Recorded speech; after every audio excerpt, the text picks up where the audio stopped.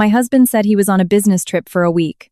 At midnight, the hospital called to tell me he'd had a severe cardiac event during a strenuous physical activity. The moment I arrived, my sister-in-law was at the door, sobbing. "I'm sorry," she begged. "Please forgive me. My name is Claire and I'm 38 years old. From the outside, many would say my life was complete. I have a stable career as a chief accountant for a major distribution company. My income isn't extravagant, but it's enough to support myself and help my family. My husband, Kevin, is 3 years my senior and works as a sales manager for a high-end interior design firm.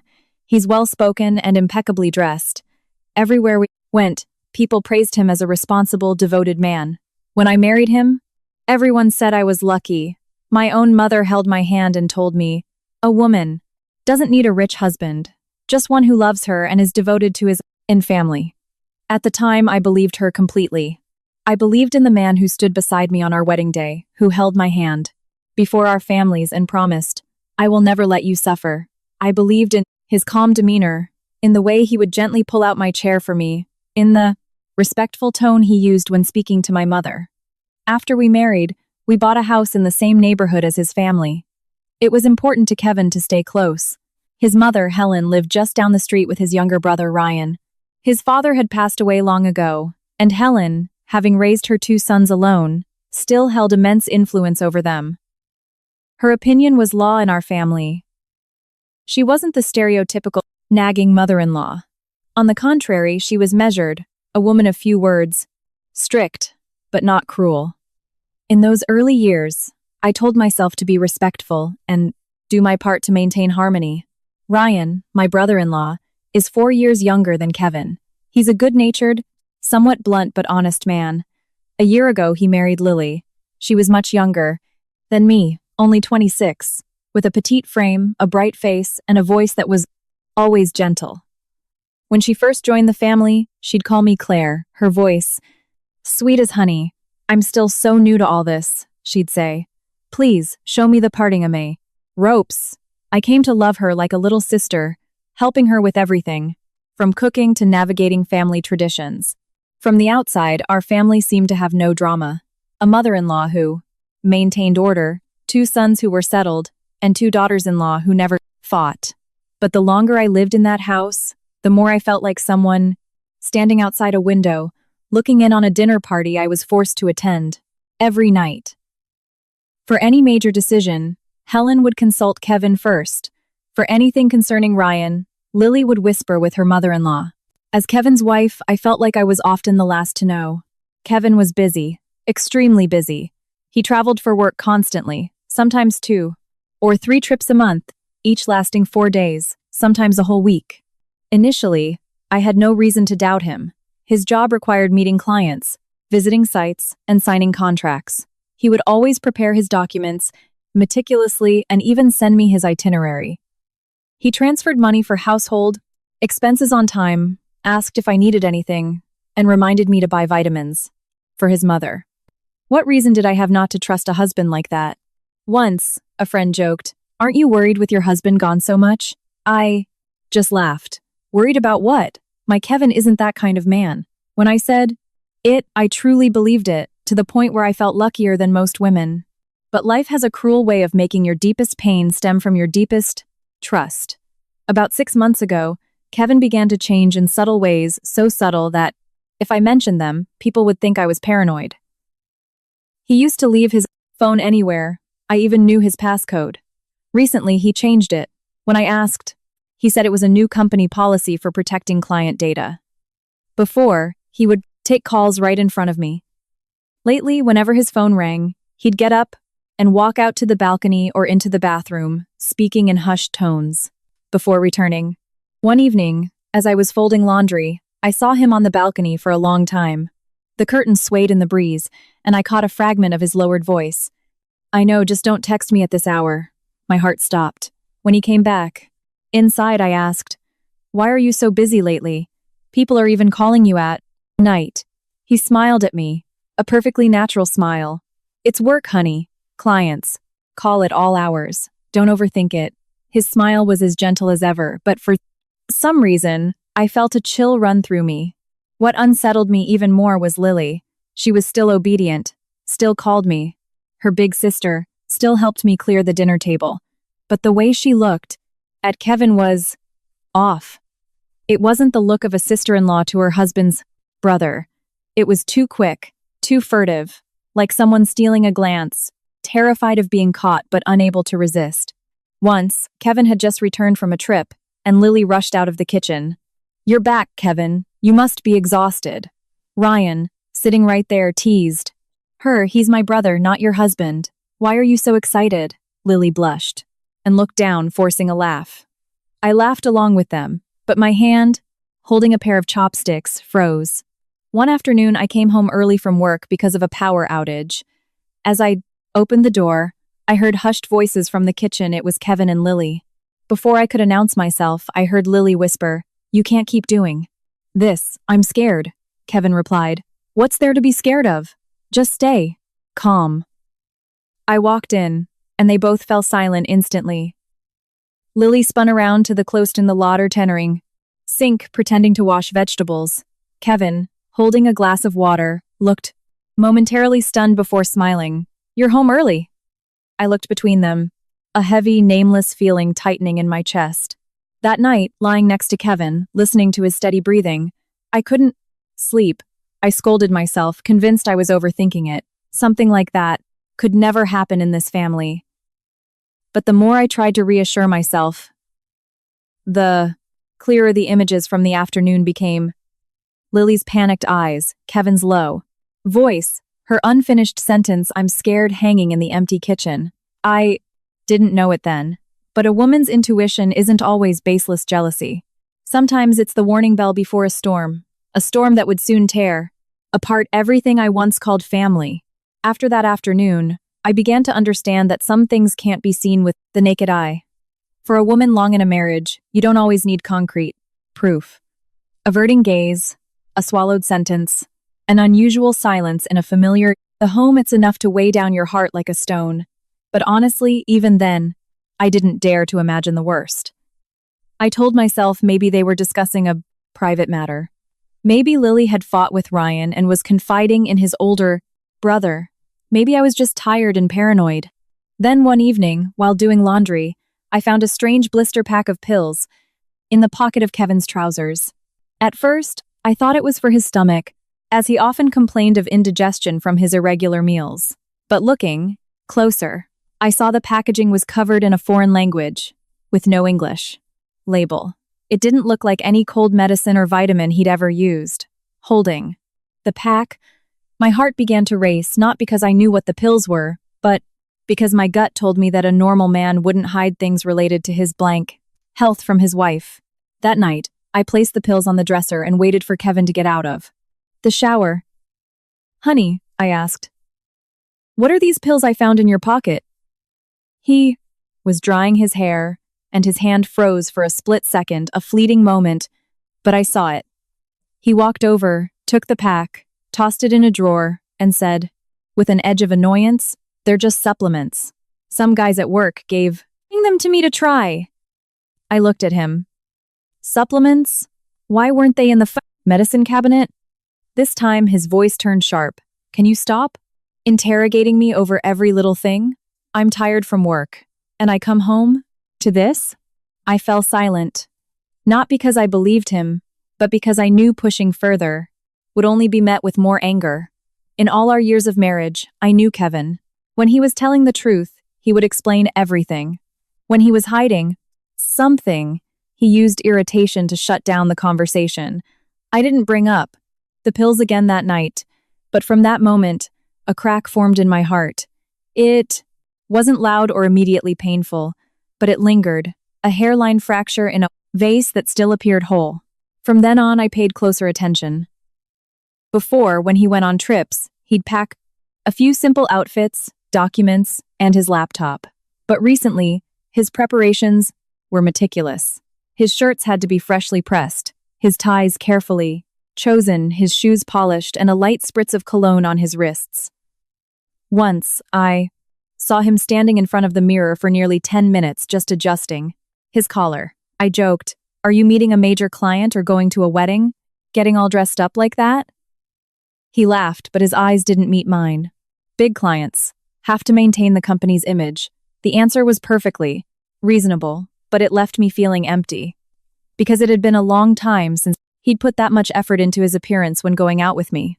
Lily also began acting strangely. She started telling Ryan she had to meet old friends, go to colleagues' birthday parties, get her nails done, or go shopping. Some weeks, she was out 2 or 3 nights. Ryan, being honest and trusting, never suspected a thing. One evening at dinner, I heard him ask, "You're going out again tonight?" Lily smiled sweetly. "Yeah, my college friends and I planned this ages ago. I'll just be a little while." But her little while often stretched until nearly midnight. When she came home, she would walk on tiptoe. But in the quiet house, the sound of the key in the lock always reached my ears. One day, I went to the corner store to buy some herbs and ran into my neighbor, Brenda. She was a cheerful, chatty woman. "Your husband sure travels a lot for work these days, doesn't he?" she commented. I smiled. Yes, his job keeps him busy. Brenda looked around and lowered her voice, as if blurting out a thought. "It's strange, though. Your brother-in-law is often on the night shift, and your sister-in-law is out almost every evening. Such a busy young couple." Her words made my hand, holding a bunch of parsley, tighten. I smiled, paid, said goodbye, but every step back to the house felt heavy. I started trying to check Kevin's phone. It's shameful to admit, but when your heart is filled with unease, it's hard to remain composed. One time, he fell asleep on the sofa, his phone right beside him. I picked it up and tried his old Bisamare passcode. It didn't work. The second try failed, and I quickly put it back, my heart pounding as if I'd committed a crime.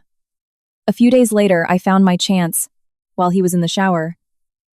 This time, I don't know how, I guessed the new passcode, his mother's birthday. But when I opened it, I found nothing. His messages were wiped clean, his call log was unusually short, and there were no suspicious chats on his social media. It was the very cleanliness that sent a abode chill down my spine. A businessman like Kevin, in constant contact with clients, had a nearly empty phone.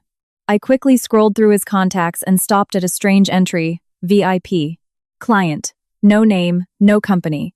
But the call history showed several calls at NODA. Midnight, 1 a.m. I took a picture of the number with my own phone and put his back exactly where it was. When Kevin came out of the bathroom, I was sitting there folding a towel as if nothing had happened. That night, I lay on my side, my back to him, my eyes wide open in the dark. Kevin fell asleep quickly, his breathing even. All I could hear was a question echoing in my mind. If there's nothing to hide, why go to such lengths? At that point, my suspicion was no longer a vague wisp of smoke. It had solidified into a cold, heavy weight pressing on my chest, making it hard to breathe. I just never imagined that these small signs were not the most terrifying part. The real horror was waiting for me in a phone call, in the phone call, in the phone call. Middle of the night, when the entire truth would be dragged into the light in the most humiliating way possible. After discovering the VIP client in Kevin's phone, my days were no longer normal. On the surface, I still went to work, cooked meals, asked my mother-in-law what she wanted for dinner, and called Lily down to help with the dishes like a calm, older sister-in-law. But inside, each passing day felt heavy, like a stone on my chest. I was waiting for an answer but was terrified of what I might find. That Friday evening, I had just gotten home from the office, still in my work clothes, when Kevin walked out of the bedroom, pulling his familiar black suitcase. He was wearing a light blue dress shirt, his hair neatly combed, a tuliplease.com faint scent of the cologne he only wore for important client meetings on his wrist. "I have to leave on an urgent business trip tonight," he said quickly. The client changed the schedule. "I'll be gone for about a week." I froze at the doorway, my eyes fixed on the nearly packed suitcase. "So sudden? Why didn't you tell me sooner?" Kevin avoided my gaze, bending down to zip the suitcase. "I just got the confirmation. It's work, honey. You know we can't always control the schedule." I walked closer and saw a stack of documents he'd left on the bed, including a contract folder with his company ID badge clipped to it. I picked it up and handed it to him. Going on a business trip, and Forgetting your most important papers? Kevin paused for a second, then gave a forced smile. Yeah, I was in such a rush. His hurriedness that day felt strange. It wasn't the urgency of someone pressed by work, but the haste of someone trying to get out of the house as fast as possible. Before he left, he came over to hug me. It was a brief, loose embrace, as perfunctory as a ritual he had to complete. He patted my shoulder and said, "Take care of Mom for me, okay? She's been having headaches lately. Don't let her stay up too late." I looked at him and tried to keep my voice steady. "Where are you going?" He answered immediately. "Meeting a client out of state. The schedule is packed, so I probably won't be able to answer my phone much." With that, he pulled his suitcase out of the room. I stood behind him, watching his figure disappear beyond the gate, a coldness seeping into my heart. Even though the evening was warm, that night the family ate dinner without Kevin. My mother-in-law asked briefly, "He's gone again?" I nodded. "Yes." He said it's for a week. Helen sighed and said no more. Ryan was focused on his food, but Lily, sitting beside him, seemed unusually agitated. She barely ate, occasionally glancing at her phone under the table. I noticed the screen light up a few times, but she quickly flipped it, face down. When Ryan asked, "Who keeps texting you?" Lily forced a smile. "Oh, just a friend asking about some cosmetics she ordered." The first night Kevin was gone, I barely slept. I sent him a text. "Have you arrived?" Over an hour later, he replied, "Just got here, pretty tired. Go to sleep early." The message was short, with no hotel name or specific location. I tried calling, but it went straight to his voicemail. A moment later, another text came through. "In a quick meeting with the client. We'll talk tomorrow." I stared at the words for a long time. For some reason, I opened my contacts and looked at the number of the VIP client I had saved.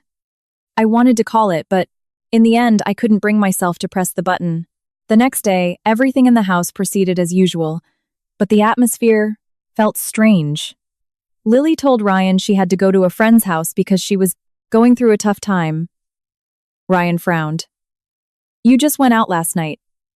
"Again, tonight?" Lily wrapped her arms around his, her voice syrupy sweet. I'll be a little while. It's a girl thing. When your friend is sad, you have to be there for them." Ryan, being the good-natured man he was, didn't argue. I stood in the kitchen washing vegetables, hearing every word, and my heart grew heavier. Around 9 p.m., Lily changed into a cream-colored dress, put on light makeup, and left the house. Before she walked out, she turned to me. "Claire, if Mom asks, could you tell her I went to see a friend?" I looked at her and asked slowly, "What friend needs you every single night?" Lily froze, her lips smiling, but her eyes flustered. "Oh, just my best friend." She hurried out the door. The door closed softly, but in my heart, the sound was as heavy as a trap, snapping shut. Around 1 a.m., the house was asleep. I lay in my room, the lights off, my eyes open. The ticking of the wall clock was loud and unnerving. Suddenly, my phone vibrated violently on the nightstand. An unknown number. My heart pounded. I don't know why, but the moment I saw that number, I had a premonition that something was terribly wrong. I answered, my voice hoarse from lack of sleep. "Hello?" On the other end was a woman's voice, rushed but trying to remain calm. "Am I speaking with a relative of Mr. Kevin Miller?" I shot up in bed, my hand turning cold. "Yes, I'm his wife. What's happened?" The woman hesitated for a second. "We're calling from Denver General Hospital. Mr. Miller is in the emergency room. Can you come right away?" My ears were ringing.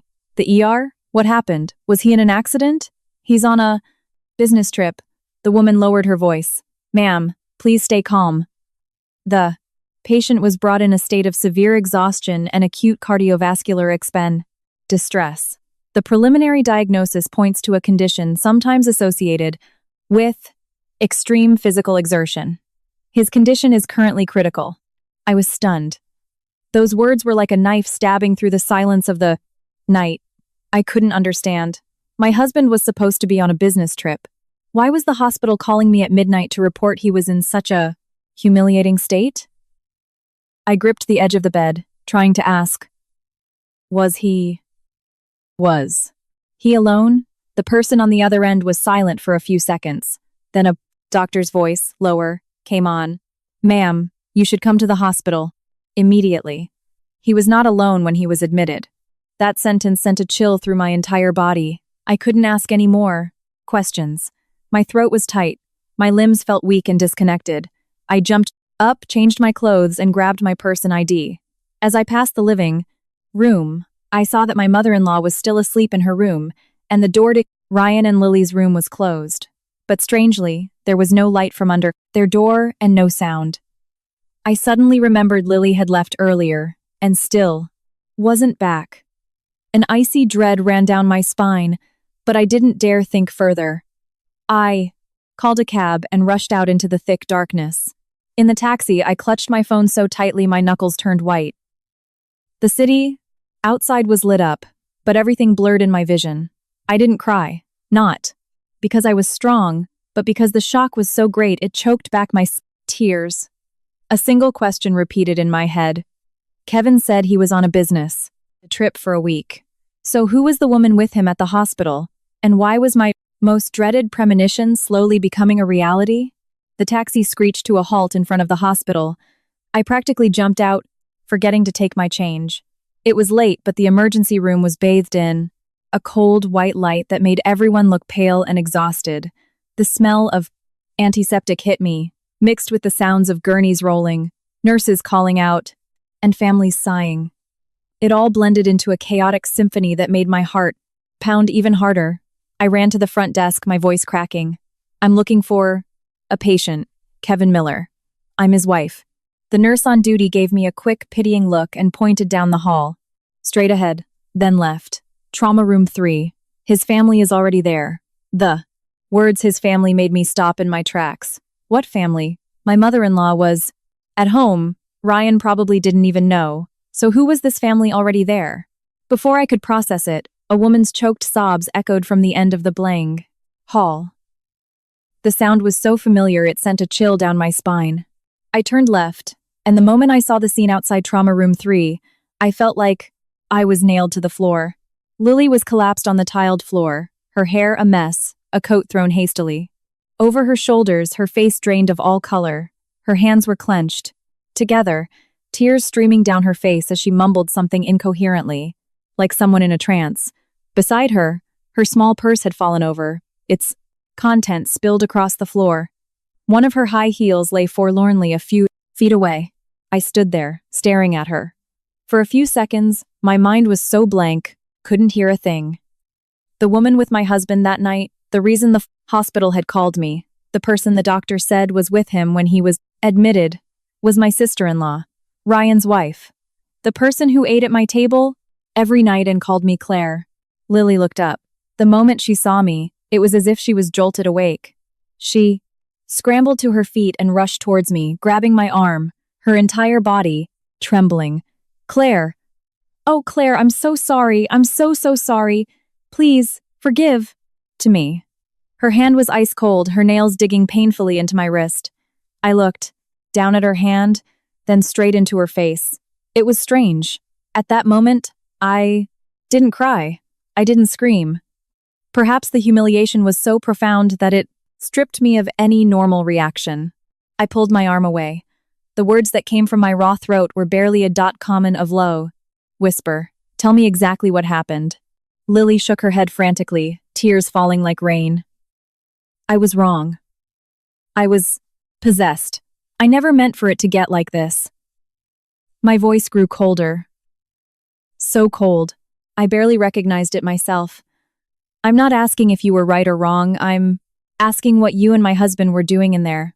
Lily doubled over her, shoulders shaking with sobs, but her crying no longer evoked any sympathy in me, only a rising wave of disgust. After a moment, she managed to speak, her voice broken. Kevin and we've been seeing each other for over a year. The words fell softly in the hospital corridor, but to me, they were like a lightning strike. Over a year. Not a one-time mistake. Not a moment of weakness. Not a drunken accident. Over a year meant countless lies, countless cover-ups, Countless times they had looked me and Ryan in the face and calmly played their parts as family. I let out a soft, dry laugh that caught in my throat. Hearing it, Lily grew even more frantic, clasping her hands together. Claire, I know, I have no right to face you, but please save Kevin. If something happens to him, I'll die. I looked at her and asked slowly, are you worried about him dying?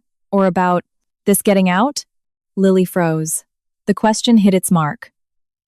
Her eyes darted away. Her lips moved. But no words came out. I took a step closer, my voice low.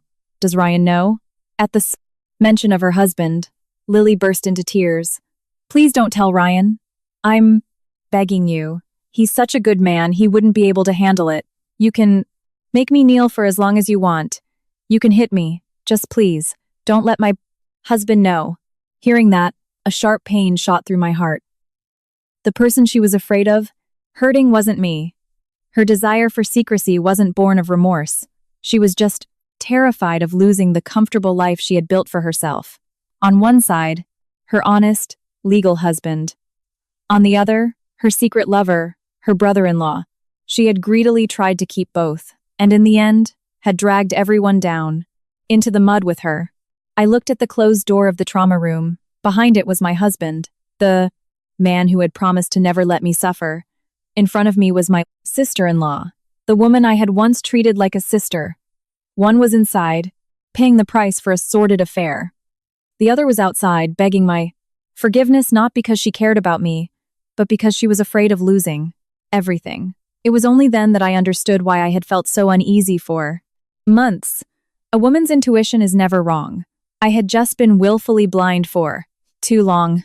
Just as the tension became suffocating, the door to the trauma room opened. A nurse stepped out, looked at me, then at Lily, her voice low but urgent. Who is? The family of patient Kevin Miller?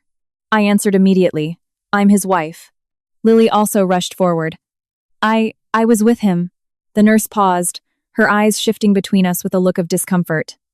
The patient is in critical condition. We need a signature to authorize an intervention and a deposit for the hospital fees. The family needs to come with me now. I took the clipboard from her. The medical jargon blurred before my eyes, but I forced myself to read. They needed the legal wife's signature. They needed me to authorize, to take responsibility. Me, the one who had just been so cruelly betrayed. Lily stood beside me, trembling. Sign it, Claire. We have to save him first. I turned to her. What right do you have to tell me what to do? Lily was speechless, her face ashen. I signed the papers, not because I still loved him enough to forget the humiliation, and not out of generosity. I signed because a life was on the line, and I didn't want my conscience burdened with any more debt on this filthy night. But as I put the pen to paper, my hand trembled with suppressed rage. I was no longer a frantic wife worried about her husband's accident. I was a woman pushed to the very edge of betrayal, yet forced to stand tall and see the true faces of everyone in that house. As the nurse took the papers and went back inside, I took a step back, leaning against the cold wall. Lily remained where she was, tears streaming down her face, constantly whispering apologies. I looked at her, my voice frighteningly quiet. Lily, from this moment on, don't you ever call me Claire again. She looked up, her lips trembling. I continued, you called me your sister. But sisters don't stab each other in the back for over a year. The hospital corridor fell back into a rhythm of hurried footsteps and cold, white light. But inside me, everything had shattered. I knew that the story didn't end behind that trauma room door. A man who would betray his wife with his own sister-in-law for over a year and end up in the hospital in such a disgraceful way surely had more than one simple secret. And I, despite the bone-deep pain, had to stand there and wait for the next truth to be revealed. I don't know how long I stood in that hospital corridor. Time that night seemed to stretch, each minute, each second, heavy and suffocating. Inside the ER, doctors were still working on Kevin. Outside, Lily sat slumped on a plastic chair against the wall, her face in her hands, her body shaking like someone who had just been stripped bare in public. I stood a few feet away, unwilling to get closer, yet unable to leave. I needed to hear everything. No matter how much the words might tear me apart, I needed to know how this all began. After a long while, Lily lifted her head, her eyes swollen and red. She looked at me and spoke through her sobs. Claire, I know nothing I say now matters, but please, just listen to me once. In the beginning, I never thought it would go this far. I looked at her and gave a bitter laugh. Every cheating woman says that. You didn't think it would go far, but it still went on for over a year. Lily hung her head, her lips trembling, not daring to argue. She began to tell her story. It started after I was promoted to chief accountant. My job became much more demanding. Some days I left at dawn and came home late at night. During quarterly closings, I would bring work home and stay up past midnight. At the time, I thought I was working hard for our future, to help Kevin pay off the mortgage, to ease the financial burden on my aging mother-in-law.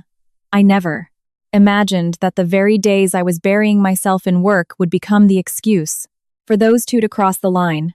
Lily said it started with small things. Kevin saw her struggling to fix a leaky faucet in the kitchen and helped. Ryan was on the night shift, and Lily was home, alone, scared by a noise outside. Kevin went to check the gate. One day, Lily had a stomach ache, and Kevin drove her to the pharmacy because Helen was already asleep and I was still at the office. Heard individually, none of these actions were wrong, but the wrongness lay in what followed. After each incident, they started having private conversations about family, about how unromantic Ryan was, about how busy I was. Gradually, these turned into complaints one should never share with someone who doesn't belong to them. Lily choked out. Kevin told me he was lonely. He said all you cared about was your job, that you were always tired when you came home and didn't pay attention to him like you used to. I was so stupid, Claire. I saw he was sad, and I thought I was the one who understood him. Hearing that, my heart felt like it was being squeezed in a vice. So, while I was grinding away to keep our family stable, my husband had turned my hard work into an excuse for his betrayal. He didn't see my sacrifice. He only saw that I was no longer gentle enough to cater to his emotional needs. The first time it happened, according to Lily, was on a night when Ryan was working, Helen was visiting relatives, and I was stuck at the office doing inventory until nearly 1 a.m. Lily said she had argued with Ryan over the phone and was crying in the kitchen. Kevin came down for water, saw her, and sat down to comfort her. She claimed it was a moment of weakness, but I knew there was no such thing as a moment of weakness that lasts for over a year. There is no mistake that is followed by soberly hiding texts, renting rooms, faking business, trips, and then coming home to share a meal with the people you are deceiving. Did you try to stop it after that? I asked. Lily cried harder. Yes, I was scared. I told Kevin we had to stop, but he said, as long as we were discreet, no one would know. He even said. She hesitated, unable to look at me. Say it, I commanded. Lily bit her lip, tears streaming down her face. He said you would never find out, that you trust him completely, that you're so busy with work and so concerned with the family's reputation that even if you suspected something, you wouldn't dare make a scene. Those words left me speechless, each one a slap across my self-respect. So, in Kevin's eyes, my trust wasn't something to be cherished, but a weakness to be exploited. My restraint wasn't because I was a fool, but he saw it as an excuse to trample all over me. I let out a soft, cold laugh. Hearing it, Lily looked up. In fear, perhaps she had never seen me like this. Did he say anything else? I asked. She shook her head, then nodded, her mind a mess. She confessed that most of his recent business trips were fake. Sometimes he would actually go meet a client for a day or two but wouldn't come home right away, instead renting a room to meet her. Other times, he would just pull his suitcase out of the house for my benefit and then drive to an extended stay hotel. Lily used excuses like meeting friends, going to the salon, or attending birthday parties to get out of the house. They had planned their timing meticulously, knowing when Ryan was on shift, when I was working late, when Helen went to bed early. The home I thought I was preserving had, for a long time, become a stage for their play. As I stood there, Fragmented memories began to connect. The calls on the one, balcony, the strange cologne on his shirt, Lily's avoidant gazes, her late nights, her quiet footsteps, the strange pills in his pocket, the VIP client who called at midnight. Nothing was random anymore. They all linked together to form a filthy picture that I was the last person to see. I looked at Lily and asked one final question. Was tonight a fake business trip, too? She nodded, her voice as faint as a whisper. He said he rented a new place this week, that it was safer. He said he would find a way to talk to you. Eventually, but not yet. I smirked. Not yet time for a divorce, but the right time to sleep with your sister-in-law. Lily broke down, burying her head in her knees. I didn't want to hear her cry anymore. It couldn't wash away her sins, nor could it give me back the year I had been treated like a fool. Just then, the ER door opened. The doctor from before stepped out, pulling down his mask, his expression more serious than before. I immediately stood up, straight. Lily scrambled to her feet. The doctor looked at me, then at Lily. The patient is temporarily stable, he said slowly, but we found some abnormalities in his blood work. The family should be prepared. This may not be as simple as a standard cardiac event. I froze. Lily's face went white. I looked at the doctor, my throat dry. What do you mean, doctor? He didn't answer directly, only saying, I need to speak with the patient's legal next of kin in my office. We have some information to discuss privately.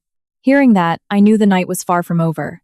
The betrayal was painful enough, but it seemed there was another, darker secret behind it, waiting to be dragged into the light. The doctor had barely finished speaking when hurried footsteps echoed down the Tylan hall. A frantic, familiar woman's voice cried out, Kevin, where's my son? I turned to see my mother-in-law, Helen, rushing towards us.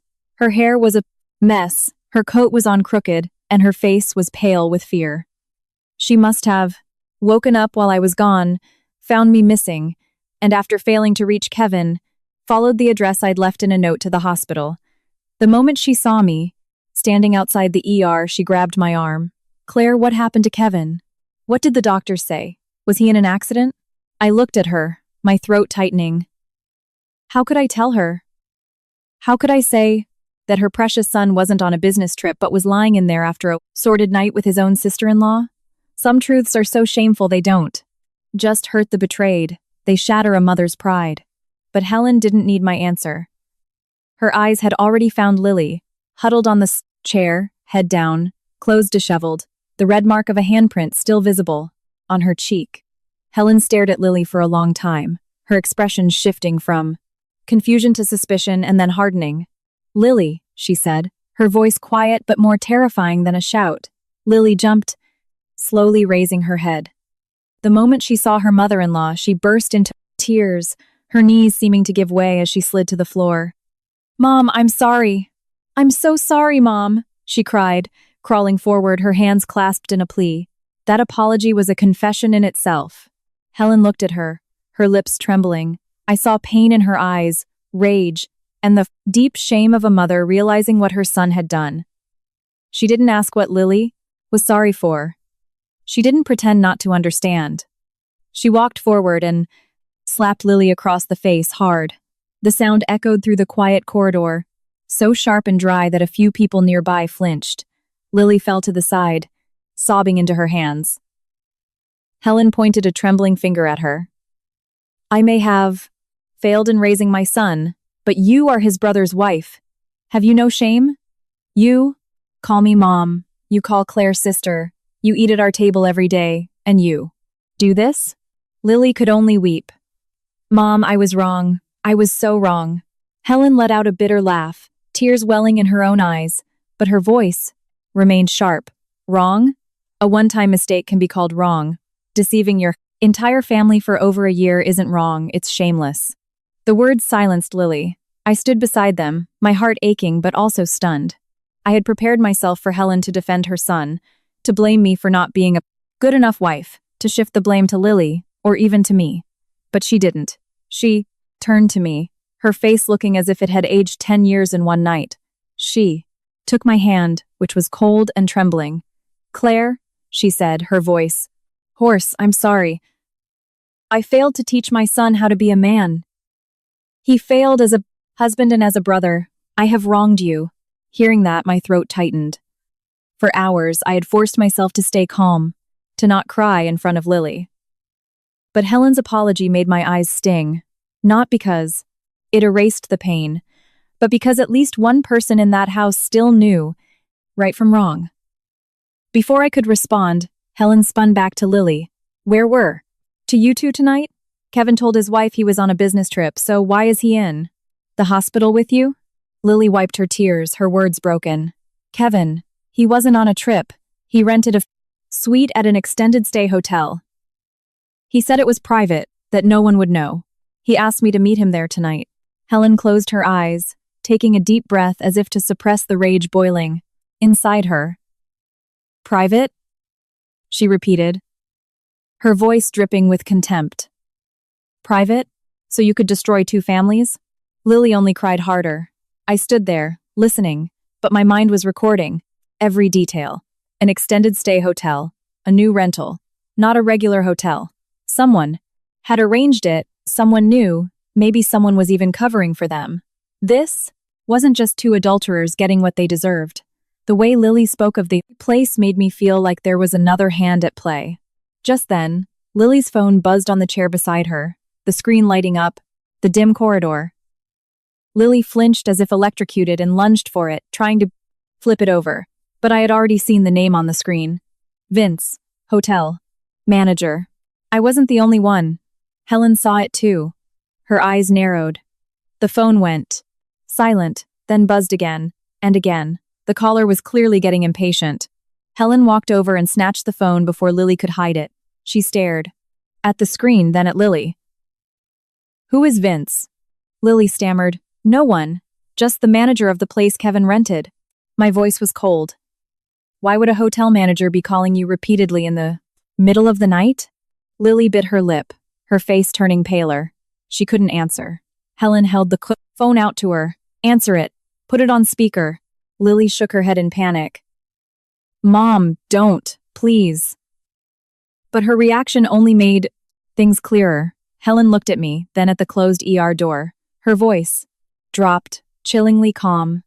Claire, this isn't simple. Kevin and Lily being wrong is one thing. But if there's an outsider covering for them, arranging things, even paving the way, I will not let it go. The phone continued to buzz in her hand.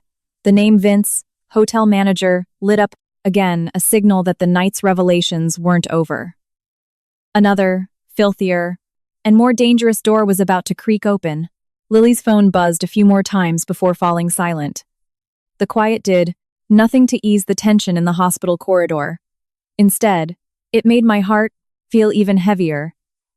Helen still held the phone, her eyes fixed on the name that had just appeared. I saw her fingers tighten, the veins standing out on her wrinkled skin. A mother who had just discovered her son's monstrous betrayal should have been hysterical, but she was forcing herself to be the calmest one among us. Perhaps she knew that if she crumbled, I would be left to face this wreckage alone. About 20 minutes later, a middle-aged man stepped out of the elevator at the plank end of the hall. He wore a crisp white shirt and black trousers, his hair neatly styled. He held a phone in his hand, looking polished, but his eyes darted around nervously. He didn't look like a family member or a casual passerby. His gaze swept over the row of chairs, landing on Lily cowering by the wall, and he immediately quickened his pace. Just from the way Lily flinched and ducked her head, I knew this had to be Vince. He didn't greet me or ask about Kevin's condition. The first thing he did was pull Lily to her feet and guide her to a corner near the fire escape. Lily trembled, glancing back at me as if afraid I would overhear. I said nothing, just quietly followed them. Helen, her steps silent, but her gaze as sharp as a knife, came with me, and we stood partially hidden behind a wall. Vince's voice was low, but in the near-empty corridor, every word reached us. Clearly, pull yourself together. Stop crying. Crying just makes people more suspicious. Lily's voice was choked. Vince, I'm so scared. Claire knows everything, and so does his mother. Kevin is still in there. He cut her off. So what if they know? It's not like they can prove anything. Now listen carefully. If anyone asks, you tell them you were both meeting a DACA client. Kevin collapsed in the conference room. There was no hotel, no suite, no private meeting. Got it? I'll handle the rest. My heart skipped a beat. This man wasn't here out of concern for Kevin's health. He was here to coach Lily on how to lie. Helen, standing next to me, her face, dark, whispered. So it wasn't just the two of them. Her words hung in the air. Like a cold blade, I looked at her, then back at Vince. She was right. If this were just an affair, they would fear being exposed. But for a hotel manager to show up in the middle of the night to orchestrate a cover story meant something far more sinister was at play. Perhaps sensing our presence, Vince spun around. When he saw me and Helen, his expression flickered, but he quickly regained his composure, plastering on a polite, fake smile. He let go of Lily and walked towards us, nodding slightly. There must be a misunderstanding. I'm Vince, the manager of the property where Mr. Miller had his incident. I heard a guest was hospitalized, so I came to assist with the formalities. I looked him straight in the eye, assisting a guest, or helping him construct a Lee? His smile tightened. That's a harsh accusation, ma'am. We're in the service industry. When a guest has a problem, it's our responsibility to help. I took a step closer, my voice calm but every word clear. What kind of guest? Rents a room under a fake name? What kind of guest is hospitalized in the middle of the night with his sister-in-law? And why did you just tell her to say he collapsed in a conference room? Vince's eyes hardened. He knew I had heard him. Behind him, Lily looked like a deer in headlights, tugging at his sleeve and whispering, Vince, just stop. He brushed her hand away and turned back to me, his voice now low and menacing. Claire, I think you should calm down. When family matters get messy, you're the first one to get hurt. Your husband is in there, your sister-in-law is out here, and your family's reputation is on the line. You should think about saving face. I stared at him, a profound chill settling over me. Men like Vince were dangerous because they didn't need to shout. They used the concept of reputation to choke their victims, to make the injured party feel ashamed on behalf of the guilty. I gave a bitter laugh. What reputation? The reputation of a wife betrayed by her husband and sister-in-law? Or the reputation of a hotel manager who provides a safe haven for sordid affairs? His face darkened. Watch your mouth. Don't make accusations without proof. Helen stepped in front of me. She wasn't tall, and age had stooped her shoulders, but at that moment, she was as immovable as a wall. She pointed a finger at Vince, her voice steady. Don't you dare threaten us with reputation. In this family, we own our mistakes. My son was wrong, and I won't defend him. My younger daughter-in-law was wrong, and I won't protect her. But you are an actor. Outsider, and you have no right to teach them how to lie. That tells me you're not clean either. Vince scoffed. You're overreacting, ma'am. I'm just doing my job. Helen shot back. Your job is to call an ambulance, not to rip out the truth and stuff a lie down someone's throat. Her words silenced him for a moment. I saw a flash of anger in his eyes. He probably never expected a mother-in-law in this situation to confront the truth, head on instead of trying to cover it up. I turned to Lily. Lily, tell me, who rented that suite? Whose name is on the plaza? Reservation? Lily trembled, looking at Vince, too scared to speak. Vince immediately interjected. She's in shock. Don't pressure her. My voice was ice. The person who needs to be quiet right now is you. I looked at Lily for a long moment. If you have a shred of conscience left, tell the ready person truth. You betrayed your husband. You betrayed me. But don't drag anyone else. Down with your lies. Lily burst into tears, her lips moving as if she was about to speak. But at that exact moment, a nurse came out of the ER, calling for the patient's family. The standoff was interrupted, but Vince's gaze on me had changed. It was no longer a facade of politeness, but a cold, hard warning. He knew I wasn't the kind of woman who would bow my head in shame and stay silent. I followed the nurse's retreating figure, then looked back at Vince. I knew with certainty that this man wasn't just an accomplice. He was a key link in a chain. And once a link is exposed, the dark chain behind it is always longer than you think. Just as the nurse called for the family, the sound of frantic running echoed from the end of the hall. A figure burst out of the elevator, jacket half on, hair a mess, wearing mismatched slippers. It was Ryan. He must have woken up to find his wife, his mother, and me all gone, called around in a panic, and tracked us to the hospital. The moment he saw us, he stopped, panting, his eyes wide with confusion. "What are you all doing here? Mom? Claire? What happened to Kevin?" he asked, his voice breathless.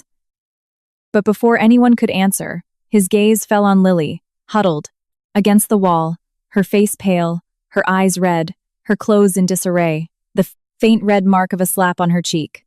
Ryan froze. Some truths don't need to be spoken. The scene itself is enough to send your world plunging into an abyss. He took a step forward, his voice cracking. "Lily, why are you here?" Lily kept her head down, wringing her hands, unable to look at her husband. Ryan looked from her to me, then to his mother, as if searching for another explanation, a less painful reason. "What happened to Kevin that you're here? Didn't you say you were at a friend's house? Isn't Kevin on a business trip?" Each question was more desperate than the last, as if he already sensed the answer but was clinging to a final thread of hope. Lily just cried, unable to form words. Vince, standing nearby immediately, stepped in with his smooth, deceitful tone. "You must be Lily's husband. Please, calm down. This is all a misunderstanding. She happened to be with Kevin for a work matter when he unfortunately had a medical emergency, so she brought him to the hospital." I almost laughed out loud. Even now, he was trying to sell that story. Helen spun around, her voice sharp. "Shut your mouth. My family isn't dead yet. We don't need you speaking for us." Her words made Vince flinch, and Ryan's panic intensify. He looked at his mother, his lips trembling. "Mom, what does that mean? What's going on?" Helen closed her eyes, unable to bring herself to deliver the final blow to her younger son. I looked at Ryan, my heart aching for him.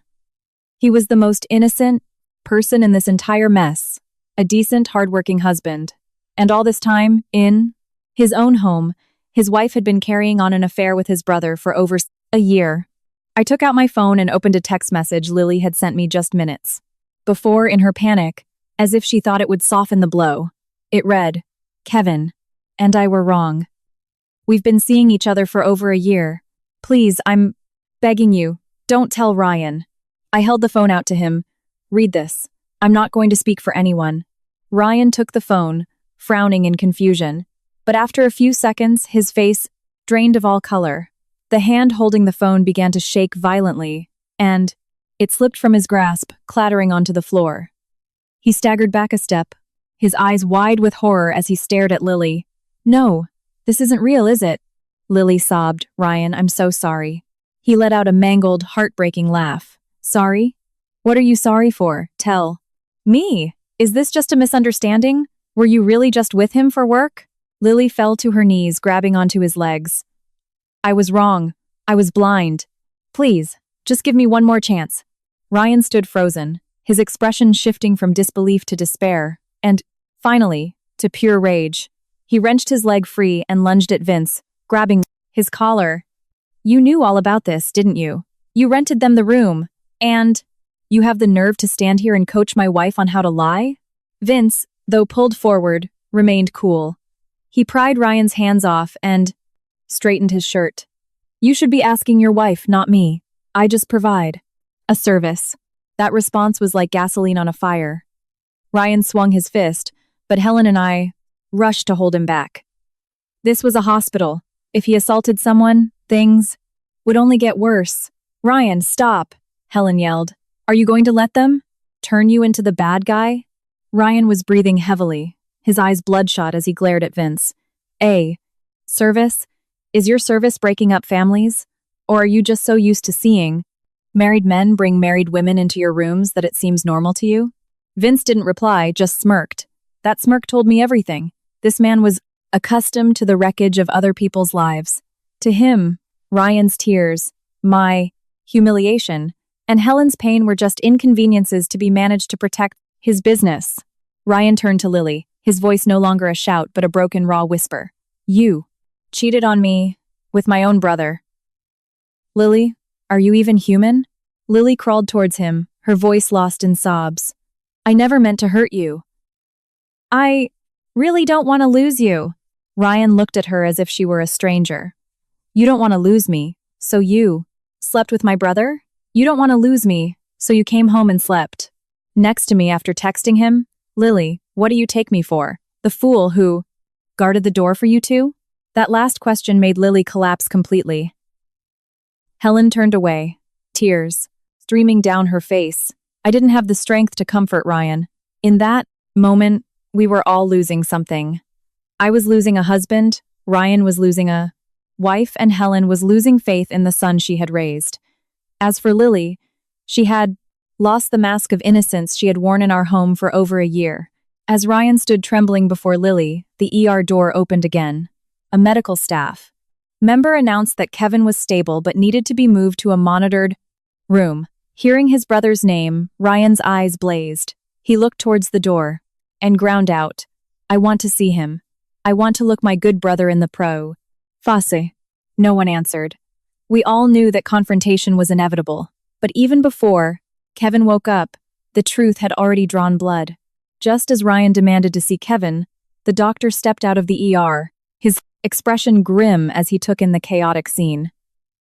He didn't ask questions, just looked at me and Helen and said in a low voice, I need to speak privately with the patient's legal next of kin. Could you both please come to my office? Before I could even react, Helen took my arm, as if afraid I might collapse. Ryan stood behind us, his eyes still burning with rage, while Lily remained a sentient, crumpled heap in the corner. Vince stood silently, but I saw his eyes flick from the doctor to Lily, a silent warning passing between them. The doctor's office was small and cold. On his desk was a freshly printed medical file and several new lab reports. I sat down, my back rigid, my hands clenched in my lap. Helen sat beside me, her face pale but her voice steady. Doctor, what is wrong with my son? Is he out of danger? The doctor sat opposite us, took off his glasses, and sighed. The patient is temporarily out of immediate danger, but his condition needs close monitoring. What I need to tell you is that Mr. Miller's symptoms are not entirely consistent with a typical cardiac event. I looked up sharply. What do you mean? The doctor chose his words carefully. His initial vitals showed extreme cardiac stimulation with a dangerously erratic heart rate and blood pressure. A rapid toxicology screen came back positive for a high dose of a cardiovascular stimulant. To put it simply, it's highly likely the patient used some form of performance-enhancing drug or a similar stimulant before the incident. The room seemed to grow colder. I heard Helen gasp.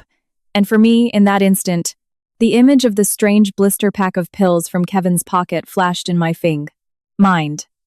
The foreign writing, his startled reaction, his curt dismissal. There, just supplements. It all came rushing back with brutal clarity. The doctor continued. I need to ask, does the patient have any pre-existing heart conditions, or has he ever used any such enhancement drugs before? Helen shook her head repeatedly. No, he's always been healthy. He never mentioned any heart problems. She turned to me, her eyes filled with pain. Claire, did you know anything? I bit my lip, about to mention the pills, when suddenly, from outside the office, we heard Lily scream. It wasn't me. I didn't give him any pills. I don't know anything. Her scream cut through the half-closed door, making all three of us turn. I shot to my feet, and Helen threw the door open. In the corridor, Lily was standing unsteadily, her face ashen, clutching her chest as if she was about to faint. Ryan was glaring at her while Vince stood a few feet away, his expression dark. I walked out and faced Lily. The doctor was just telling us about the drugs. You were eavesdropping, weren't you? She shook her head, but her panicked eyes betrayed her. Ryan stepped forward, his voice trembling with fury. He was on drugs? Lily, you knew about this. Lily was so scared her lips turned white. I only knew Kevin took something. Sometimes, but I never gave it to him. It really wasn't me. Ryan let out a bitter laugh. You knew he was taking pills to meet you, and you still went? Are you afraid he'll die, or are you just afraid of getting caught? Lily broke down, her legs giving way. Ryan, I didn't know it was that dangerous. Kevin said it was just something to help him feel more energetic. He said lots of people use it, and it was fine. I looked her straight in the eye. Who gave him the pills? Silence. Vince then spoke up, his voice cold. Everyone, let's not pressure. Someone who is clearly in distress. A patient's medication is their private business. It has nothing to do with me. His swift denial immediately drew all eyes to him. Helen stepped forward. Her voice like a razor. I wasn't asking you. Why are you in such a hurry to clear your name? Vince faltered for a second before forcing a smile. I just want to avoid any unnecessary misunderstandings. I turned back to Lily, speaking slowly. Lily, you begged me for forgiveness. You begged for Ryan not to find out. If you lie now, this isn't just about an HE20 climb affair anymore. A man almost died. Do you understand? Lily buried her face in her hands, her sobs racking her body. After a moment, she pointed a trembling finger at Vince. It was him. He gave them to him. Vince immediately shouted, You watch what you say. Lily flinched, but perhaps pushed past her breaking point. She couldn't stop. The words tumbled out. He said the pills were imported, that they would make you feel alert and strong, not tired. He gave them to Kevin a few times. He even told him not to let family know, because people would get the wrong idea. A chill ran down my spine. So, the pills I found weren't a one-time thing. Kevin, he had been using them, and Vince wasn't just providing the location, he was providing the substance that almost turned this night into a tragedy. Ryan lunged at Vince again, grabbing his collar. You gave my brother pills? Are you trying to kill him? Vince shoved him off, his face red with anger but his voice still firm. Don't. Listen to her lies. She got caught cheating and now she's trying to drag me down. With her. I'm a property manager, not a doctor, and I certainly don't deal in that kind of stuff. Lily screamed, You're lying. You told Kevin not to worry, that if anything happened, you could handle it. You said many of your clients use them. Vince pointed at her, grinding his teeth. You went willingly with a married unsect. Man, don't you dare try to pin your filth on me. His words made Lily recoil as if slapped again, and I realized this man was an expert at deflecting blame. When convenient, he was a helpful manager. When trouble arose, it was all the fault of the weak-willed woman. The doctor, who had been standing nearby, spoke up sternly. I must insist on order. However, if there are signs that an unregulated substance led to a life-threatening situation, the family should report this to the authorities and preserve all related information. This is no longer a private matter. The doctor's words marked a new chapter in the night's events. From that moment, this was no longer just a humiliating family betrayal. It now had the scent of a, quote, trap, a cover-up, and a man desperately trying to wash his hands clean before everything imploded.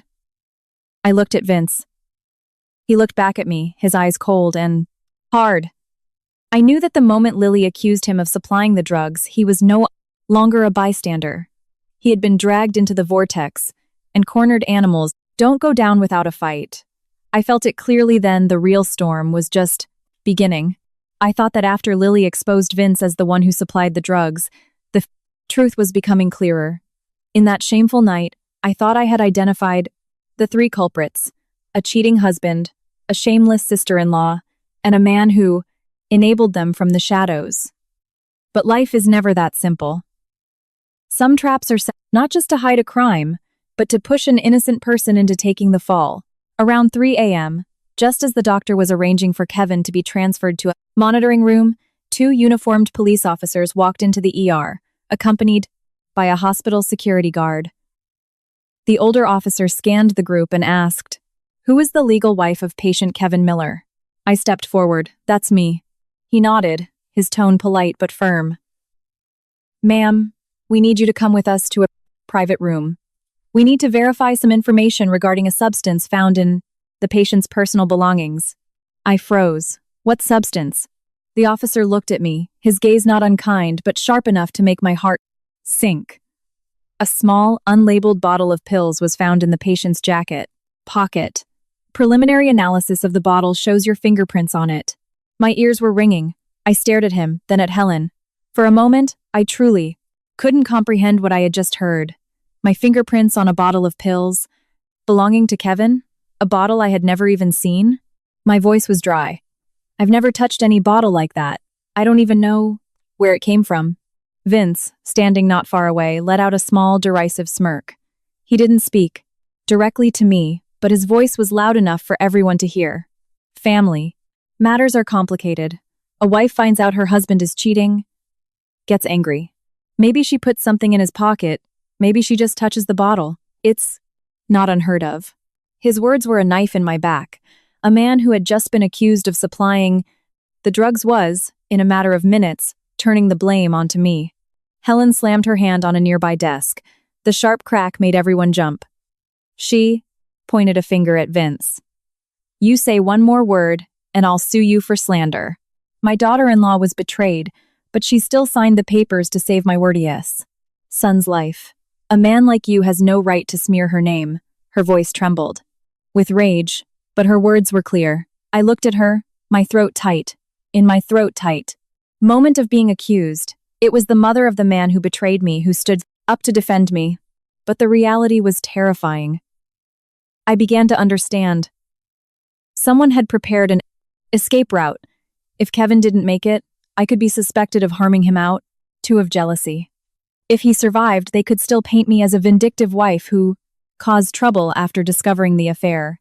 It was a dirty, vicious trap, designed not just to hide their affair but to destroy my reputation, my career, my entire life.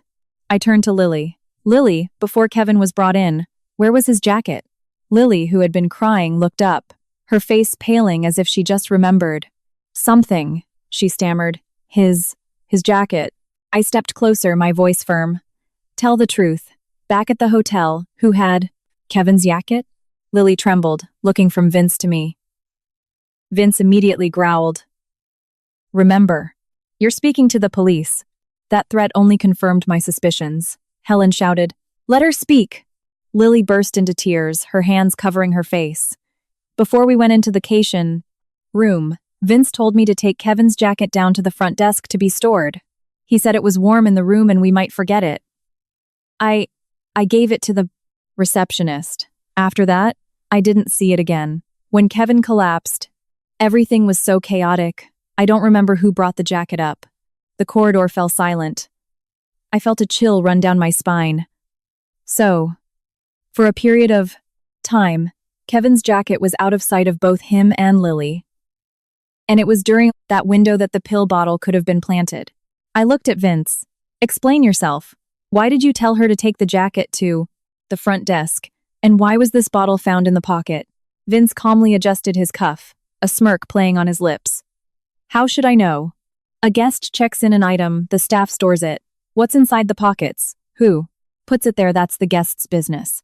Don't try to drag others into your mess just because you're in trouble. I clenched my fists, trying to keep my voice from shaking. Then let's pull the security footage. The cameras in the hallway, at the front desk, in the elevator. Let's see who touched that jacket. For a split second, I saw a flicker in Vince's eyes. Then he smiled a cold, challenging smile. What a coincidence.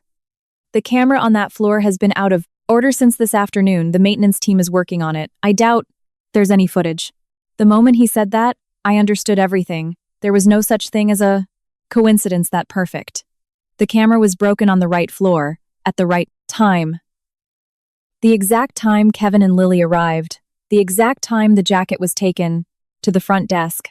This wasn't a random series of events. This was a setup. Helen walked up to Vince, her gaze so cold he involuntarily took half a step back. She spoke slowly. The cameras may be broken, but people aren't. The receptionist, the security guard, the cleaning staff, other guests. Did you? I think you could operate without leaving a single trace? Vince fell silent, his jaw tightening. I knew her words had hit a nerve. No matter how carefully a trap is laid, there are always cracks. We just had to be calm enough to find them. I stood in that hospital corridor, looking at the scene before me, a coldness spreading through me. Behind one door, my husband lay unconscious. Lily was up, crying hysterically. Ryan sat slumped in a chair, his head in his hands, a broken man. Helen was trying to stand strong, but her eyes were red with pain. And Vince, the most suspicious of them all, stood there unfazed, as if a broken camera could bury the truth forever. For the first time that night, I understood what I was up against. This was no longer just about a husband cheating with his sister-in-law. It wasn't just a sordid incident in a hotel room. A trap had been set. Someone wanted to make me the scapegoat, to use my pain as a weapon to destroy me. And from that moment on, I swore to myself, I might lose my husband, I might lose a fake family, but I would not lose my integrity. The moment Vince said the camera was coincidentally broken, I knew I couldn't sit back and let them lead me into their pre-laid trap. I was escorted into a private room. In front of me, the unlabeled pill bottle sat in a temporary evidence bag. The officer questioned me calmly, but each question felt like a tightening noose. Have you seen this bottle before? Have you ever given your husband medication? Were there any conflicts between you and your husband before this incident? Each question was standard procedure, but under the circumstances, it felt like I was being wrapped in layers of suspicion. I took a deep breath, trying to keep my voice steady. I have never seen that bottle before. However, a while ago, I did find a blister pack of pills with foreign writing in my husband's pocket. I picked it up to ask him about it, so if my fingerprints are on that old packaging, it wouldn't be a surprise. But this bottle is completely unknown to me. As I said this, a chilling thought struck me. What if someone had taken that old blister pack I had touched and transferred my prints to this new bottle? The thought sent an icy shiver down my spine. Through the glass partition, I could see Vince standing with his arms crossed, a faint smirk on his face. He looked like a hunter watching his prey struggle in a net. I clenched my fists under the table. Just then, Helen walked in uninvited. She placed a hand on my shoulder and said clearly, "Don't be afraid. As long as I'm alive, no one is going to frame you to take the fall." Her words weren't loud, but they were like an anchor, keeping me from collapsing. She turned to the officer. "I am the patient's mother. I am not defending my son. He wronged his wife and his brother, and I accept that. But Claire is not the kind of woman who would harm someone. She just signed the papers to save my son's life. If someone is intentionally setting a trap, I ask you to investigate this thoroughly." The officer nodded and took notes. Outside, Vince's face darkened. He probably never expected that in this family, the one person who would stand up for me would be my mother-in-law. Helen then suddenly turned to Lily. "At that hotel, besides the receptionist and security, who else is usually on that floor in the evening?" Lily trembled and replied, There's a cleaning lady. They call her Maria. She often cleans the rooms on that floor." Helen immediately looked at Vince. "Get her here." Vince frowned. "Ma'am, that's a strange request. The staff is off duty at this hour. Besides, this is a private guest matter. We shouldn't involve unrelated people." Helen laughed coldly. "Unrelated? Or are you afraid she's too related?" Ultimately, under pressure from the police and the family, Vince had to have an employee contact Maria. Nearly 40 minutes later, a woman in her 50s, thin, and wearing a faded jacket, walked into the hospital. The moment she saw Vince, she bowed her head, avoiding his gaze. She wrung her hands, her nails digging into her palms. I could see she was terrified, afraid of losing her job, of retaliation, of being dragged into the problems of people far above her station. Helen approached her, her voice gentle. "Please, don't be afraid. I didn't call. Are you here to cause trouble? I just want to know what happened at the hotel tonight." Maria swallowed hard, her eyes darting towards Vince. He immediately spoke up. "Maria, just say what you know. Don't listen to outsiders and risk your job." It sounded like a reminder, but everyone knew it was a threat. Maria bowed her head even lower, mumbling, I don't know much." Helen took her hand. It was old and wrinkled, but warm and firm. "You have a daughter, don't you?" she said softly. "If you stay silent today, tomorrow it could be your daughter who is harmed. If she were framed, wouldn't you pray for someone to have the courage to speak the truth?" Those words made Maria burst into tears. She wiped her eyes, her voice shaking. "I don't want to get involved. I'm just a cleaner. Mr. Vince said if I opened my mouth, he'd fire me and make sure I couldn't get a job anywhere else." I stepped forward. "You just need to tell the truth," I said quietly. "Let the Law handle the rest. Maria looked at me. Perhaps in her eyes, I was no longer a distant, well-dressed woman, but someone else being pushed into a corner, just like so many other vulnerable people. Finally, she took a breath and said, "The camera on that floor wasn't broken. It was working fine this afternoon. About half an hour before Mr. Miller and the young lady arrived, Mr. Vince told the security guard to go up and unplug it. He said it was for technical maintenance." The corridor went dead silent. Vince shouted, "You're lying. Do you have proof?" Maria flinched but didn't back down this time. I saw it with my own eyes. I was pushing my cleaning cart at the end of the hall. The security guard even told me the boss said to unplug it for a bit and not to ask questions. Helen looked Vince straight in the eye, her voice cold. "I thought you said the camera had been broken since this afternoon. Why has it suddenly become unplugged?" Vince was speechless for a second, then snarled, "What does the word of a blank cleaning lady prove?" That insult seemed to strike a nerve. Maria lifted her head, tears still on her face, but her voice was steady. A cleaning lady still has eyes. "I also saw a woman in a hoodie and a face mask give you a thick envelope on the fire escape stairs. After you took it, you said, 'Don't worry. I'll handle this cleanly.'" I felt my heart pound. Who was that woman? Maria looked at me, then at Helen, her voice trembling. I couldn't see her face, but as she was walking away, I heard Mr. Vince call out her name, Jessica. The air around us seemed to freeze. Helen staggered back half a step. Ryan, who had been slumped in his chair, shot up. As for me, the name made my head spin. Jessica Tran, Kevin's cousin. She had worked at my company over a year ago, before being transferred out of the finance department and quitting. A woman who was always sweet to your face, but was known for being gossipy, envious, and had more than once hinted that I was too lucky. I had always dismissed her as petty. But if she was the one behind that envelope, this went far beyond petty. Jealousy. I looked at Vince. The calm facade on his face had finally cracked. And in that moment, I knew we had just touched another door. Behind it wasn't just adultery, not just a bottle of pills, but a premeditated conspiracy. The moment the name, Jessica, was spoken, the true director of this sordid play began to emerge from the shadows.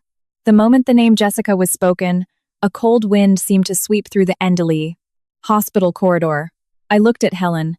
Her face, already pale from Kevin's situation, turned a ghostly white. Ryan shot to his feet, his eyes bloodshot but filled with a new, dawning horror. In the family, Jessica was no stranger. She was Kevin's paternal cousin, a couple of years older than me, with a smooth tongue and a knack for always appearing reasonable. But I had known for a long time that she disliked me. She used to work in the finance department at my company. She had started after me, but was always trying to get ahead, often hinting that I was favored by management. After a major error in her accounting almost cost the company a huge contract, she was transferred. She quit not long after, but from then on, at every family gathering, she looked at me with an unmistakable resentment. I had chalked it up to petty jealousy. I never imagined it could curdle into a trap. This venomous.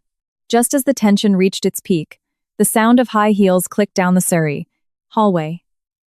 Jessica appeared, wearing a black dress and a thin cardigan, her hair in a neat bun. She was carrying a fruit basket, looking every bit the concerned relative rushing to the hospital. The moment she saw Helen, she hurried over, her voice filled with alarm. "Oh my God, what on earth happened? I just heard about Kevin and I felt my legs give out. Aunt Helen, how is he?" Her performance was convincing, but as I watched her hands clutch the basket, handle too tightly, as I saw her eyes flick past Vince to land on Maria, I knew she was anything but calm. The instant she saw the cleaning lady standing there, her expression shifted. It was a fleeting micro-expression, but I saw the panic in her eyes. I stepped forward, blocking her path. "Are you here to visit the sick, or to see if I've been arrested yet?" Jessica froze. She looked at me and forced a laugh. "Claire, you're in shock. You're not thinking straight. I know you're in pain, but don't take it out on me. Kevin is my cousin. Of course I'm worried." I stared into her eyes. worried enough to hand Vince an envelope and tell him to handle things cleanly. Jessica immediately turned to Maria, her eyes cold but her voice still trying to be gentle. Who is this woman? Why is she here spreading rumors about family matters? Maria shrank back, but Helen immediately pulled the woman behind her. She is the one who saw what you thought no one would see. Helen's words made Jessica's face harden. Vince, standing behind them, had lost all his earlier composure. The two of them didn't look at each other, but that deliberate avoidance was its own confirmation. Ryan suddenly looked up, as if remembering something. He pointed at Jessica, his voice raw. Jessica, you're the one who recommended that hotel to Lily, weren't you? Lily, who had been a sobbing heap, looked up. Ryan continued, his eyes blazing. A few months ago, Lily said you took her to a spa getaway at a really private, high-end place. I even heard her thank you for the recommendation. It was Vince's hotel, wasn't it? Jessica scowled. Ryan, don't let your grief make you talk nonsense. What's wrong with recommending a nice place? It's not my fault your wife has no morals. That jab hit Lily hard. She scrambled forward, screaming through her tears. Don't you dare blame this all on me. You told me to listen to you. You said Kevin would divorce Claire sooner or later. You promised that if I was good to him, you would help me get a proper place in the family. The corridor fell silent. Jessica spun on Lily, her sweet, fake persona finally shattering. Shut your mouth, you idiot. You reap what you sow. Did I tell you to climb into his bed? Lily stared, aghast, fresh tears streaming down her face. She had finally realized she was just a pawn. She thought she had been promised a future, that she had a powerful ally. But the moment things went wrong, Jessica was ready to throw her under the bus to save herself. Helen was trembling with rage. She looked at Lily, at Jessica, then towards the room where Kevin lay. Her voice choked. A sister-in-law, a cousin, a foolish son. What have you turned this family into? Are we so bankrupt of love that we have to resort to beds, pills, and forged documents to destroy each other? No one answered. There was only the sound of Lily's sobs and Ryan's heavy breathing. I looked at Jessica and spoke slowly. You've hated me since the incident at the Ennery Company, haven't you? You were transferred for your mistake, but you blamed me. Then, seeing me manage the family finances, co-owning property with Kevin, you couldn't stand it. You wanted me to be accused of harming my husband so I would lose my reputation, my job, and any right to protect my assets. Jessica sneered, but her lips were trembling. You think you're that important? I wouldn't waste my time staging a drama for you. I turned to the police officer who was taking a statement. I request a check on the financial transactions between Jessica Tran and Vince recently.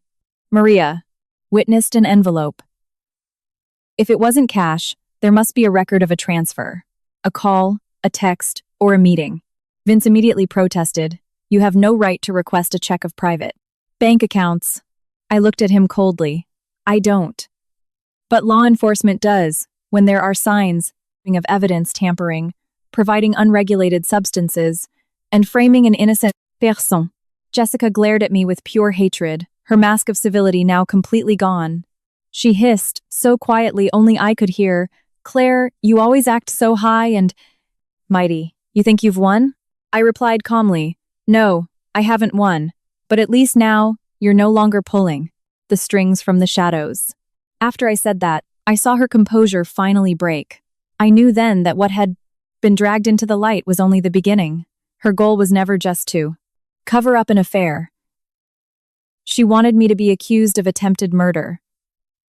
She wanted to strip me of my credibility and drive me out of both my career and my family. But once her name was spoken in that hospital corridor, the play was no longer hers to direct. The atmosphere in the corridor was so tense that the slightest sound was jarring. Jessica stood a few feet away, still trying to maintain her composure, but I could see her knuckles were white as she gripped her purse. Vince was silent, his smugness gone. Lily was a wreck on the floor. Ryan leaned against the wall, his eyes bloodshot, looking like he was one wrong word away from exploding. Just then, a nurse hurried out of the monitoring room. The patient, Kevin Miller, is awake. The family can go in, but please speak quietly and avoid causing any agitation. Hearing that, I felt no relief. In the past, news that my husband was out of danger would have brought tears of joy. Now, all I felt was a strange, hollow coldness. Him waking up meant he had to face the consequences, and I needed to hear the truth from his own mouth. I walked into the room with Helen, Ryan, and the police officer. The room was bright with fluorescent lights and smelled strongly of antiseptic. Kevin lay on the bed, his face pale and lips chapped, an IV in his arm. Just a few hours ago, he was the well-dressed man pulling a suitcase, telling me he was leaving for a blonde week. Now he lay there, weak and pathetic, entangled in his own filthy secrets. The moment he saw me, his eyes widened. I expected an apology, some sign of shame or remorse after his brush with death. But his first words stunned the blondes, like "Ow Liz aid and hey." Entire room. His voice was hoarse and broken. "Claire, forgive me. Don't let them find out about the pills." I stood motionless. Helen was aghast. The officer looked up sharply. Ryan, beside me, trembled as if doused in boiling oil. I stared at Kevin for a long time, then asked in a voice so cold it felt foreign, "Are you more scared of them finding out about the pills, or about the fact that you were sleeping with your brother's wife?" The question hung in the air like a block of ice. Kevin opened his mouth, but no words came out. His eyes darted to Ryan, and he immediately looked away. That single, evasive glance was all the confirmation anyone needed. Ryan lunged forward, grabbing the collar of his brother's hospital gown, his eyes a furious red. "Look at me. You're my brother. Were you so desperate for a woman that you had to destroy my family?" Helen rushed to pull Ryan back, tears streaming down her own face. She looked at Kevin, her voice trembling. "I'm only going to ask you once. Is it true you were involved with Lily?" Kevin closed his eyes, tears rolling down his temples. The man who was once so good at lying was now, faced with the truth, reduced to weeping. He gave a slight nod.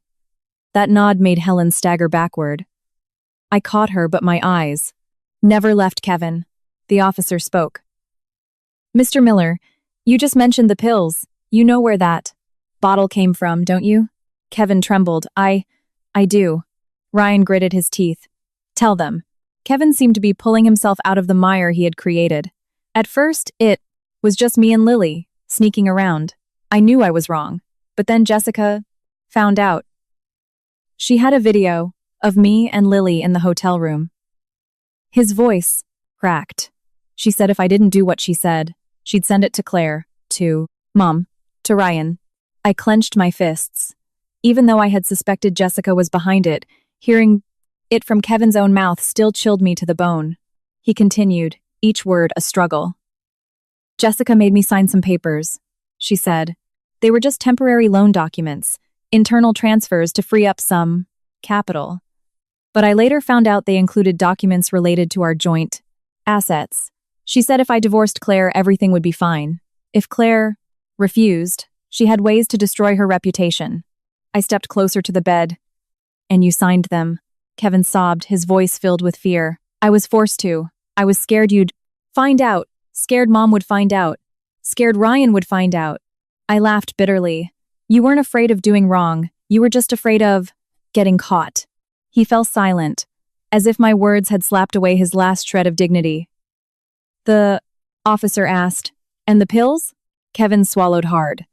"Vince gave them to me the first time. He said they helped with stamina. I used them a few times. But tonight, Jessica called me beforehand. She told me to just do whatever Vince said. She said after tonight, if I wanted a divorce, things would be easier. If anything went wrong, they would make sure Claire was the one who looked guilty." He turned to me, his eyes pleading. "Claire, I didn't know they would go this far. I just thought—" I cut him off. "You just thought I'd be scared into silence? Or that if I was accused of trying to poison you, I'd lose everything anyway?" He trembled, unable to answer. Ryan stood by the bed, his hands clenched into fists. He looked at his brother, his voice raw. "Do you know how much I trusted you? After Dad died, I looked up to you like a father. And you used my wife for your own pleasure. Then let someone else use that shame to ruin our entire family. Kevin cried out loud. But no one in the room pitied him. Some tears come too. Late, they only inspire disgust. Helen turned her face away, her voice hollow. From this day on, Kevin, I don't know you anymore. Her words were quiet, but they seemed to drain all the life from him. He collapsed back onto the pillow. Before we left, he tried to grab my hand, but I stepped back. He whispered, Jessica wants me to divorce you and blame you for poisoning me, so you'll lose. Everything. You have to be careful. I looked at his hand, suspended in midair. The sharp pain in my heart was gone, replaced by an icy calm. Kevin, I said slowly. Jessica may have set the trap, but you were the one who opened the door and let her into my life. With that, I turned and walked out of the room. Behind me, I could hear his choked sobs. But the thing that had just woken up in that hospital bed was no longer my husband.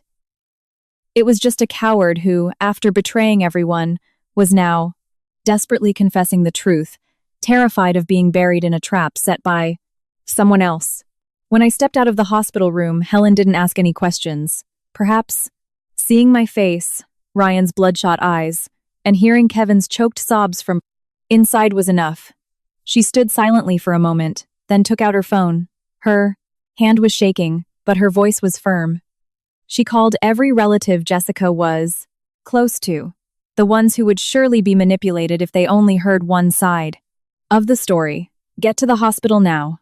There's a major family crisis. Anyone who still considers me family needs to come and hear the truth before an outsider twists it. Less than an hour later, the corridor was crowded.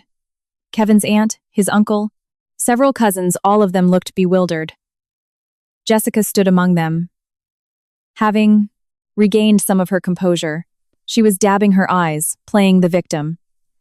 I don't understand why everyone is suspecting me. I was just trying to protect the family's reputation. If the story about Kevin and Lily got out, how could I show our faces? I only advised them to handle it quietly, and now I'm being accused of being behind it all. One of the aunts looked at me hesitantly. Claire, I know you're hurting, but let's talk about this calmly. Don't blow things out of proportion. Before I could answer, Helen cut in, her voice glacial. My son slept with his brother's wife.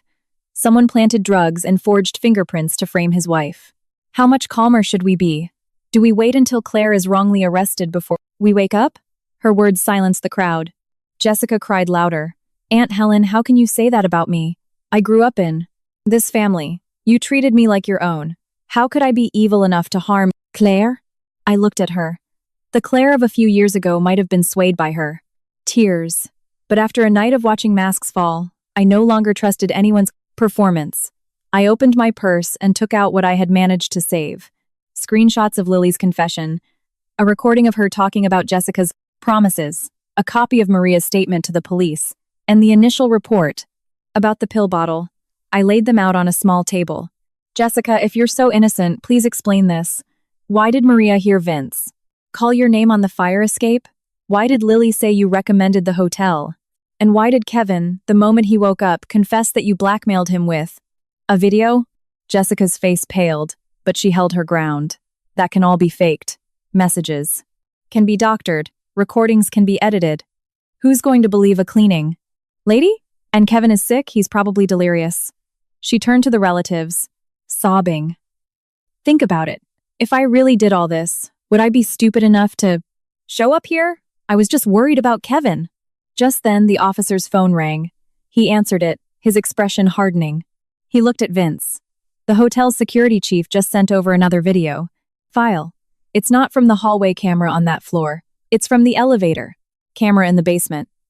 The data hadn't been wiped yet. Vince's face went slack. Jessica froze. In that one sentence, I knew the game was over.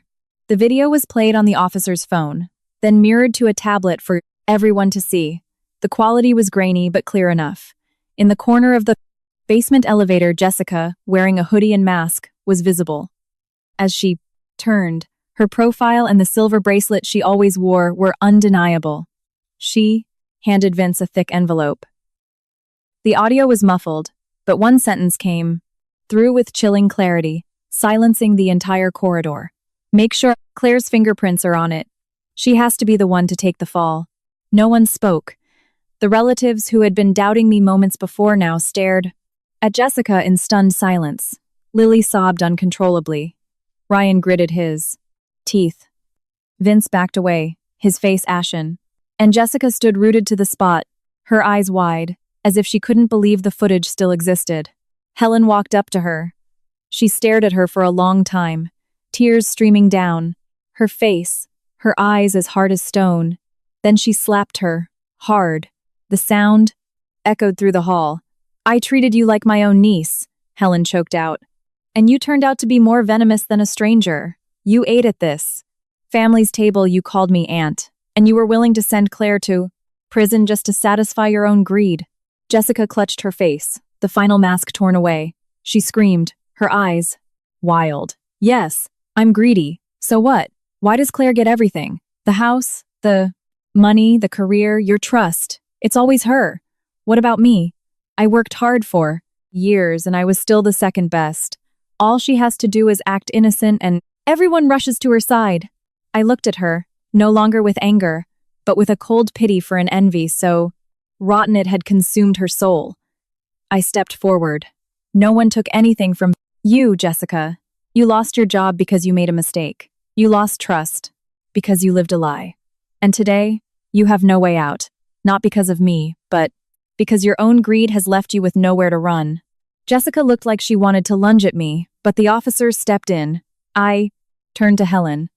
She stood there, her shoulders shaking, as if she had just lost another family member.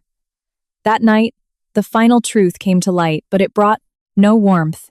It only showed us all, with stark clarity, that some people can share your name and your table, yet their hearts can be stranger and more cruel than anyone you'd meet on the street.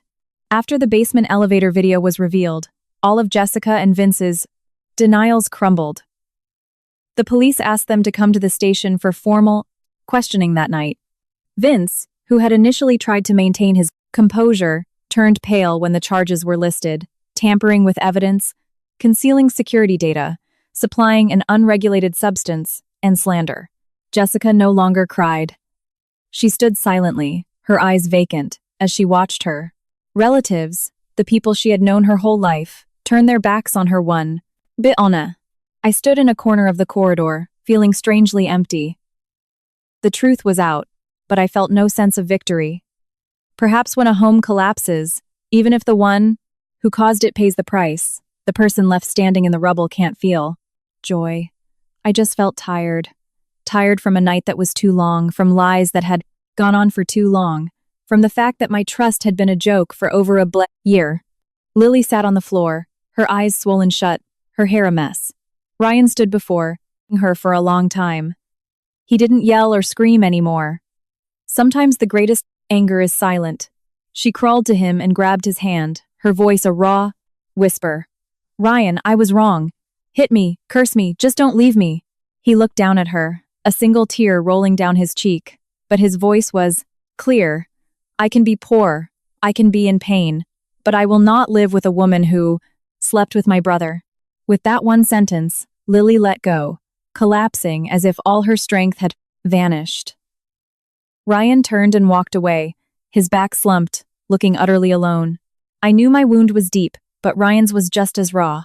We were both betrayed in the same house, by the people we once believed were our closest family. Kevin was moved to a regular room. When I went in for the last time, he struggled to sit up, dried tears staining his gaunt face. He clutched the blanket, his voice hoarse. Claire, I know I have no right to ask for your forgiveness, but please, give me one chance to make it right. I looked at the man before me. He was once my husband, the man I cooked for, waited for, the man I trusted so completely I never thought to guard myself. But now, between us lay a chasm so deep no apology could ever fill it. I slipped the wedding ring off my finger and placed it gently on the nightstand. The soft clink of metal on wood sounded, to me, like a door closing for the last time. Kevin saw the ring, and his lips trembled. Claire, the thing that died tonight wasn't you, Kevin, I said slowly. It was our Marriage. He bowed his head and began to sob. I didn't turn away because I was afraid of softening. I turned away because there was nothing left to say. Outside the door, Helen was waiting. The moment I stepped out, she pulled me into a hug and cried. She was no longer the stern matriarch, just an old woman who had watched her son destroy 2 families. I'm not asking you to stay, she wept. I don't have the right. I only ask that you don't let what Kevin did make you lose faith in good people. I hugged her back. I didn't blame her. You can give birth to a child, but you cannot live their conscience for them. In the following days, I filed for divorce. All the evidence, the pill bottle, the video, Maria's statement, Lily and Kevin's confessions was provided to the authorities. Our joint assets were divided fairly and legally. There was no more ambiguity, no more staying silent for the sake of family. I didn't wanna. I fight for what wasn't mine, but I would not let anyone steal what was mine. Through deceit. Kevin lost his job, his carefully built reputation shattered overnight. Lily left the family home in disgrace, and Ryan filed for divorce. Jessica, the mastermind who loved pulling strings from the shadows, was ostracized by the brooding Lida entire family. Vince lost his smug confidence. Each of them paid the price for the choices they made. A few months later, I moved into a small apartment near my office. It wasn't large, and the furniture was simple, but for the first time in a very long time, I slept through the night without being jolted awake by a midnight phone call. In the morning, I make myself a cup of tea and open the window to let the sun in. There are no more lies disguised as business trips, no more furtive glances. In the kitchen, no more betrayal hiding under the name of family. Sometimes, I still think about that night in the hospital. Not to dwell on the chlor and pain, but to remind myself that sometimes, if you have the courage to walk through the wreckage, it can be the start of a new life. I am no longer a woman, trying to hold up a roof just because I'm afraid of what people will say. I no longer blame myself for having trusted. Trusting the wrong person isn't a crime. The crime is knowing you're being trampled on and forcing yourself to endure it. Forever. After everything, my only hope is that anyone who hears this story understands that losing someone unworthy isn't a tragedy. Sometimes it's life's way of giving you back your peace. A woman should not fear losing a husband. She should only fear that one day, in trying to hold on to the wrong one, she loses herself.